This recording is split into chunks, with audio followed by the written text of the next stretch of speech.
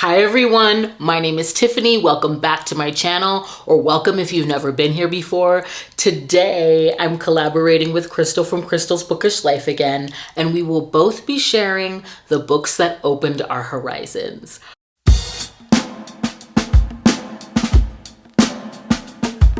I had such a good time with the last collab because I got some really good recs from her video and I loved seeing that we had overlap. This time should be very interesting because this topic is really open to interpretation. I mean, for me, I consider any book that's opened my horizons as something that's challenged me, maybe handled a trope that I normally don't like in a compelling way, or have me like cheering for a so-called irredeemable character. I love when that happens. I mean, a large part of why I read is because I want to be introduced to new ideas, lifestyles, and worlds that are counter to mine. I love being transported, and I love a page that can serve a meditation on why we're here and make me look at the human condition in a different way. So I hope that my stack reflects that. So let's get started. I'm going to refer to my Kindle for the ebooks that I have in this stack. The first book that I have on this list is Craving Flight by Tamsin Parker. This book moved me because I was able to relate to the emotions of the heroine and examine them through the lens of Orthodox Judaism. And I remember feeling like this really carried depth and weight, or gave depth and weight to what I hear us say all the time, which is representation matters, because it's very exemplar of the fact that we may identify differently, but we're all very similar.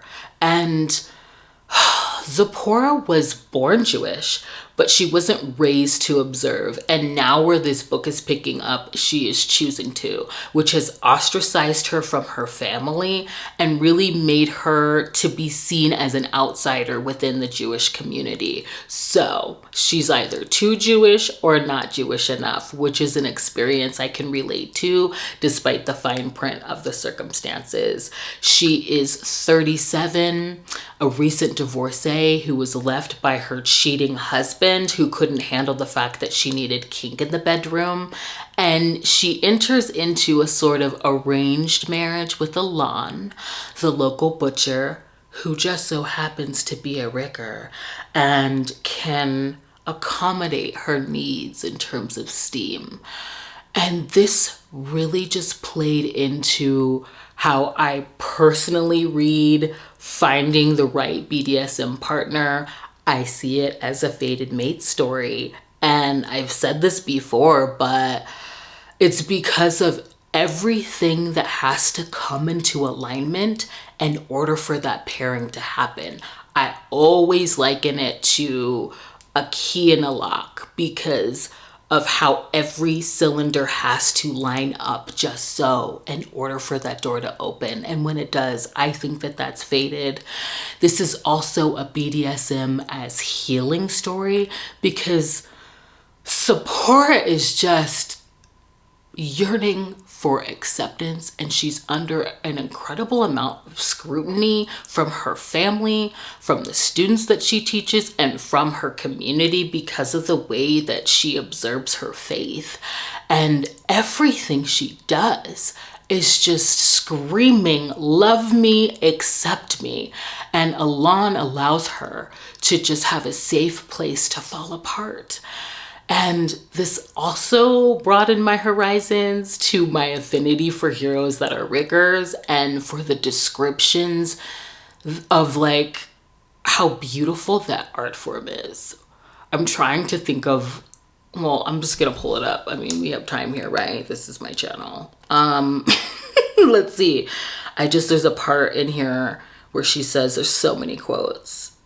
I'm such a quote hoe. Okay, I love when she says, I like when he makes me into a work of art with all of the intricate knots and weaving of the chords, but there's something sexy too about the workmanlike proficiency. Competence is hot. it is, Sephora. Oh my gosh. And I just loved how the steam develops their romance, but it isn't their reason for falling. This was just so freaking sweet and introduced me to a world that I'm not a part of, but was familiar because of the emotions. And I'll just say it.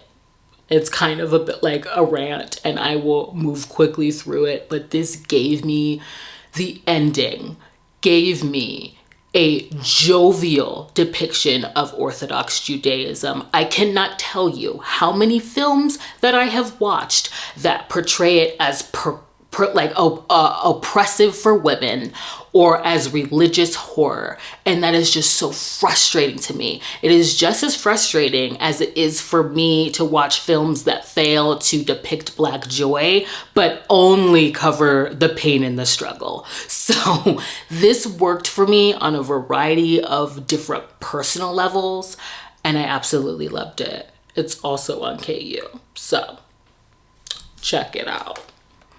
Get into it. The next book on my list is Broken Wing by Judith James. This is an epic romance that also leans towards historical fiction, which is new for me. And I absolutely geeked out on the author's note because it gives historical context as to how the heroine Sarah was shaped. She's a lady, but she also wears men's clothing. She's friends with pirates. And because she's a widow, that affords her a lot of freedom. And reading the real life accounts of women who lived lives that I assumed would be fantastical for the time period was just so eye-opening for me. This is an epic tale of adventure and vengeance and romance. I don't know how else to describe it. Structurally, it was different, and I never knew what was going to happen next. Our hero was abandoned as a child and forced into prostitution, and we meet him when he's protecting and taking care of a young boy who was kidnapped and who's the newest addition to the brothel that he works at. And years pass when his siblings, the siblings of the young boy, one of which is Sarah, our heroine, find him and aim to bring him back home. But this little boy will not leave without Gabriel. So they accept Gabriel into their home as the boy's companion. And that is where this romance develops between Gabriel and Sarah. And I just kept thinking, how? Because Gabriel is just so broken. I mean, he doesn't trust her kindness. She must just want the only thing that he's good for. And it was just reading him buffet his shame and his trauma and his feelings for her, and how she met that with acceptance, and she was non-judgmental and loving. This is really like about his journey towards like defining himself as a man and accepting himself despite what was done to him. And it's absolutely beautiful. And to underscore that with real accounts of lives lived that mirror what we get to see it's beautiful. And it was everything. Absolutely everything. The next book that I have on this list is For Real by Alexis Hall. This was the first age gap where the younger hero was the dom in a BDSM pairing for me. Toby's 19 years old. He's new to kink, so he's very inexperienced. And Lori is about 20 years his senior. He's tired of the scene. He's still not over a very pivotal relationship in his life. And he's just caught up in the monotony of being lonely and desperate to feel something with these random partners. that only amount to him feeling like his submission is performative and fleeting. Their meet cute is in a club where Lori sees this like scrawny, acne-prone guy running around, and he tells him that he doesn't belong there because of his age. And Toby's clapback is clever, quick, and confident. He catches Lori off guard with his bold frankness and clarity about what he wants. And also I'd say like this like ease in his vulnerability of expressing how he doesn't know how to claim what he wants. And this moment of overstepping for Lori results in him kneeling before him, and it just feels right for both of them. I love how this is a slow, organic process for them, and how it incorporates really the balance of their needs in order for them to have this emotional dynamic. It doesn't just cover the steamy mechanics, although that is present, okay? It's very good. But I also like how Alexis Hall can write a messy ass character, okay? Toby has no idea what he's doing with his life. All he knows is that he wants Lori, and that he is craving more for him as Lori is like slowly doling out parts of himself as he's trying to wrestle with the reality of how incongruent their lives are. You know, Lori's age and experience and his financial standing are so counter to Toby, and yet kneeling for him just feels so right. And I loved how he lands on this like emotional equilibrium of being a caring sub. And I loved how Toby kept surprising me with his freaking wit and sarcasm that really helps him as Lori allows him deeper into his life by meeting his friends and such. But it also pushes Lori away when he's finally ready to dig deeper. And so this is really just about the dance between them. And I loved this age gap of role reversals and vulnerability. This was so freaking good, and it made me giddy reading it. The next book on my list is, I think I might mention two books because Navessa Allen has a writing style in general that has struck me. And so she has this way of giving you a character's POV that feels like third person. And so I want to bring up two books that have heroines that are very strong and analytical characters. And their outlook or their viewpoint really feels like an aerial view of a scene while also administering like the emotional landscape of the character. And I've never experienced that before.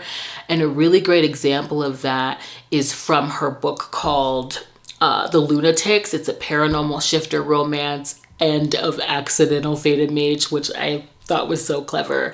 And it follows Layla and Michael.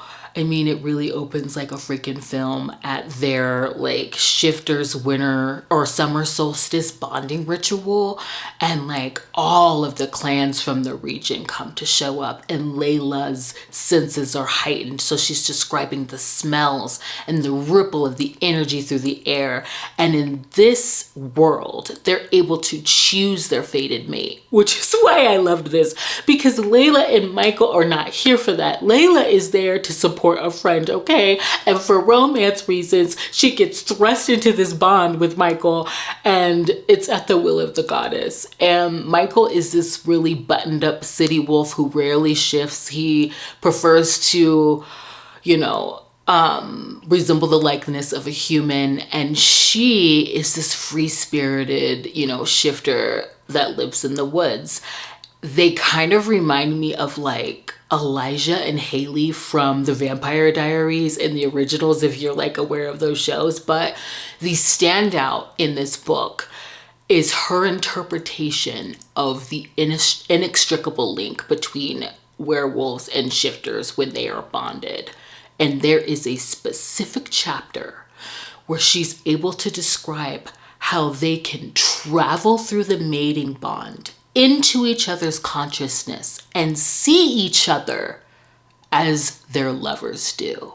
And I have read this in concept, but never in execution. The way that she is able to illustrate the visual and tactile process of their ability to see and feel themselves through the eyes of their partner is this sort of bridging of their consciousness and POVs that I've never seen before and have yet to see on the page. And I think it overshadows this particular story even, at least for me. Another time she does this is in her historical romance that happens to be